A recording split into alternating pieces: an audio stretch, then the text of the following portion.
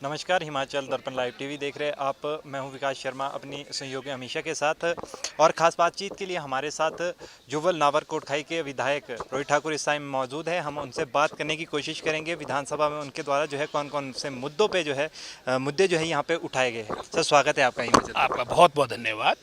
Sir, आप विधानसभा सत्र के दौरान आपने जो है अपने क्षेत्र के कौन कौन से ऐसे मुद्दे हैं जो उठाए हैं? जहाँ तक हमारे क्षेत्र की बात आती है, हमारा क्षेत्र आपको पता ही है कि पहाड़ी क्षेत्र है और मुख्यतः मैं समझता हूँ जो मुख्य मांग रहती है हमारे क्षेत्र में अच्छी सड़कों की रहती है, अच्छे स्वास्थ्य क्षेत्र की रहती है। लेकिन दुर्भाग्यवश जो पिछले कल माननीय मुख्यमंत्री जयराम जी ने जो बजट लाया है, चाहे आप बागवानी की बात करें, अगर आप तुलना करेंगे 2021 और 22 की और वर्तमान का जो बजट पिछले कल 22 और 23 का आया, उसमें बागवानी के क्षेत्र में कटौती की गई है। उसमें उन योजनाओं पर विवरण दिया गया है जो पहले से कांग्रेस कार्यकाल के दौरान 1134 करोड़ का जो हॉर्टिकल्चर का प्रोजेक्ट स्वीकृत हुआ था, उसका ही उसमें विवरण दिया गया है। कोई भी नया आपका सीए स्टोर, प्रोसेसिंग प्लांट, कोई भी नई योजना बागवानी क्षेत्र के लिए नहीं भी दर्शाई गई है। इसी तरह से सड़कें हमारी पहाड़ी क्षेत्र में जीवन रेखा का कार्य करती है और खेदवश इसमें भी पिछले वर्ष के मुकाबले 2021 और 22 के मुकाबले 22 और 23 में जो आपका 31 मार्च के बाद प्रारंभ होगा वित्तीय वर्ष, उसमें भी कटौती की गई है। स्वास्थ्य क्षेत्र कोविड के दौरान भी अगर आप तुलना करेंगे पिछले वर्ष और इस वर्ष में, उसमें भी कटौती की गई है। एम्प्लॉयमेंट की बात बड़ी की गई है, लेकिन अगर आपने देखा होगा पिछले वित्तीय वर्ष का, उसमें कहा गया था कि 2021-22 में लगभग 30,000 लोगों को सरकारी क्षेत्र में रोजगार दिया जाएगा, लेकिन वो भी एक जुमला साबित हुआ। मात्र जो अभी आपने गवर्नर्स एड्रेस देखा होगा, मात्र 23,000 लोगों को 3 वर्षों में रोजगार दिया गया है। रिटायरमेंट ज़्यादा हो रही है, रोजगार कम दिए जा रहे हैं, और और भी जो कर्मचारी से जुड़े हुए मुद्दे थे वो भी मैं समझता हूँ इस बजट में अनआंसर्ड रहे हैं। जी ठाकुर साहब, मैं आपके जानना चाहूँगा, गुम्मा एक बहुत बड़ी बाज़ार जो है वहाँ पे सार्वजनिक शौचालय नहीं है। जी। और कहीं ना कहीं बागवानी क्षेत्र है तो कहीं ना कहीं वोल्टेज की भी जो है दिक्कत लोगों को आ रही है। उस पर भी हम जानना चाहते हैं। खादों के रेट बढ़ गए हैं क्योंकि बहुत बड़ा कोटखाई में जो है बागवानी ही की जाती है, तो उस पर भी हम जानना चाहते हैं। आपने वो मुद्दे जो है अंदर रखे हैं, उस पर भी जो ये सारे मुद्दे जो मेरे क्षेत्र संबंधित है, ये प्रश्नों के माध्यम से, चर्चा के माध्यम से रखे गए हैं।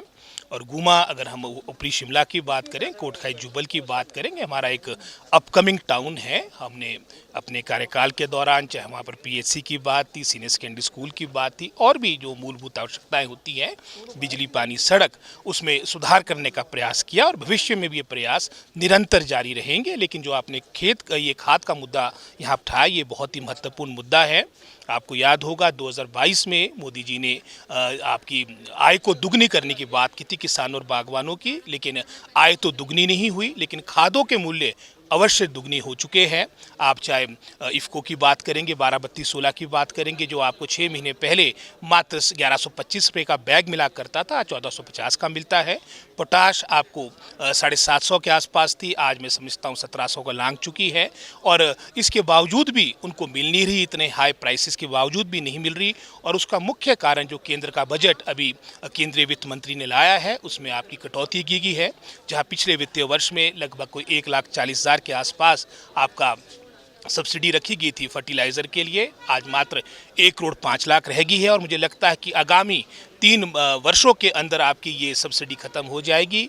आप चाहे केंद्र सरकार की बात करें, प्रदेश सरकार की, डबल इंजन की जो कथित सरकार है, ये हर मोर्चे पे विफल रही। चाहे एम्प्लॉयमेंट की बात हो, चाहे किसान बागवानों के हितों की रक्षा की बात हो, ये सारी बातें जनता जनार्दन के सामने आ चुकी है। और इसका एक परिणाम आपके जो गत उपचुनाव हुए उसमें भी एक जनादेश दिया है, और उसके माध्यम से मैं समझता हूँ आने वाले समय में जब भी हिमाचल प्रदेश में चुनाव होंगे तो निश्चित रूप से कांग्रेस पार्टी सत्ता में आएगी। जी रोहित जी, मैं आपसे एक बात और जानना चाहता हूँ। बागी का एक रोड जो है गुम्मा में मिलता है, उसकी जो हालत है वो बहुत ही नाजुक है, और सेब जो है वहाँ से ढुलाई होती है, काफ़ी सारे जो गांव हैं उसके अंदर आते हैं, तो वो कब तक जो है ठीक हो जाएगा? जहाँ तक आपने गुमा बागी सड़क की बात की, ये बहुत ही महत्वपूर्ण सड़क है और मेजर डिस्ट्रिक्ट रूरल रोड की श्रेणी में आता है, MDRR की श्रेणी में आता है। खेदवश जहां सेंट्रल रोड फंड के तहत पूरे प्रदेश को, हिमाचल प्रदेश को लगभग कोई 941 करोड़ के आसपास की राशि मिली है। हमारे चुनाव क्षेत्र की अगर आप बात करेंगे, खलटूनाड़ा से ऊपर आपकी कलबोग जहां से संपर्क सड़क निकलती है, लगभग कोई 13 करोड़ के आसपास की राशि कांग्रेस कार्यकाल के दौरान स्वीकृत थी। खेदवश मैं समझता हूँ हमारे ज़िला शिमला को 941 करोड़ में से मुझे लगता नहीं कि कोई भी योजना हमारे क्षेत्र में चौपाल का विषय पुल 8 करोड़ का स्वीकृत हुआ है। मात्र कुछ विधानसभा क्षेत्रों का विकास सीमित रहा है और ये आने वाले समय में जब जनता जनार्दन के आशीर्वाद से कांग्रेस पार्टी सत्ता में आएगी, ये हमारी महत्वपूर्ण प्राथमिकता रहेगी। क्योंकि अपने मैनिफेस्टो में मेंशन किया था कि हम जुब्बल में जो है सीएमओ बैठाएंगे, लेकिन वहाँ पे जो है अस्पताल में जो स्टाफ है वो भी पूरा नहीं है।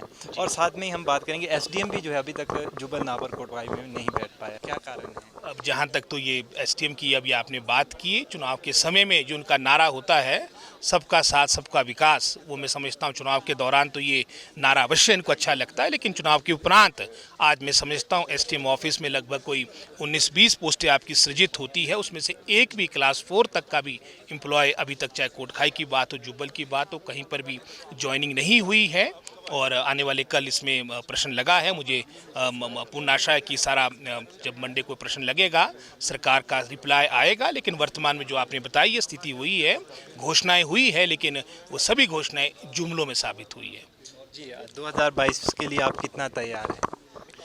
जहाँ तक तैयारी की बात है, कांग्रेस पार्टी बिल्कुल तैयार है और एक अच्छा परिणाम जो 2 नवंबर को आया उसमें चारों क्षेत्रों से, चाहे वो सोलन ज़िला की बात थी, कांगड़ा जो सबसे बड़ा हमारा डिस्ट्रिक्ट है, चाहे मंडी संसदीय क्षेत्र की बात थी जहां पर कुछ वर्षों पहले ही 2 वर्ष पूर्व आप समझ सकते कितने अंतर के साथ वहां से हमारे दिवंगत रामस्वरूप शर्मा जी की जीत हुई थी। वहां पर भी कांग्रेस पार्टी की हमारी प्रत्याशी रानी प्रतिभा सिंह जी की जीत एक आने वाले समय का संकेत है कि प्रचंड बहुमत के साथ कांग्रेस पार्टी सत्ता में आएगी। जी, हमारे साथ बात करने के लिए थैंक यू विकास जी, धन्यवाद धन्यवाद। तो ये हमारे साथ जो है जुब्बल नावर कोटखाई के विधायक रोहित ठाकुर जी थे। इनके साफ तौर पे कहना है कि जिस तरह से मैनिफेस्टो में जो मेंशन किया था उसको आने वाले समय में जो है ये बिल्कुल पूरा करेंगे और जिस तरह से इनके द्वारा जो मुद्दे उठाए गए हैं संसद के अंदर उस पर भी जो है जल्द से जल्द निर्णय जो है सरकार देगी। इन खबरों के लिए हमारे साथ जुड़े रहे, देखते रहे हिमाचल दर्पण लाइव टीवी। धन्यवाद। गोल्ड या डायमंड की खरीदारी का सोच रहे हैं तो विजिट करें राजेंद्र ज्वेलर्स, जो आकर्षक उपहार के साथ देते हैं बेहतर सेवाएं।